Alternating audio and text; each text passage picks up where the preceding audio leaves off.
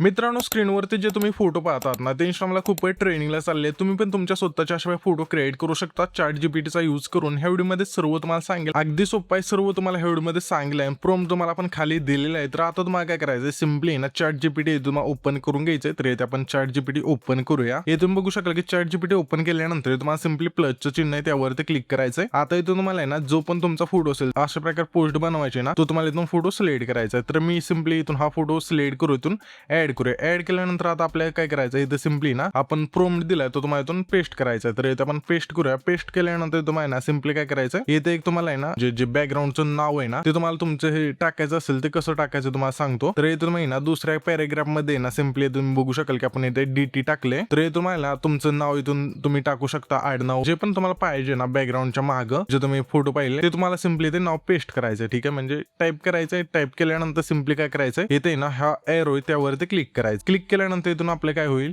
जे आपले इमेज आहे ना इथे जनरेट होऊन जाईल. येथे तुम्ही बघू शकाल की इथे आपला फोटो तयार झालेला आहे. सिम्पली आता आपल्याला काय करायचं, हा जो आपण फोटो क्रिएट केलाय तो सेव्ह करण्यासाठी ह्या फोटोवरती क्लिक करायचा आणि इथून सेव्ह करून घ्यायचा आहे. अशा प्रकारे तुम्ही हे जे फोटो आहे ते इंस्टाग्रामला ट्रेनिंग चालले ते क्रिएट करू शकता. तर आपला जो आजचा व्हिडिओ आहे इथपर्यंतच होता ना, हा व्हिडिओ कसा वाटला ना, असे तुम्हाला व्हिडिओ अजून पाहिजे का ते तुम्हाला कमेंट करून नक्की सांगा. आणि तुम्हाला आपण प्रॉम्प्ट दिलेला आहे खाली. तर सिम्पली हा व्हिडिओ इथपर्यंतच होता. Bye bye.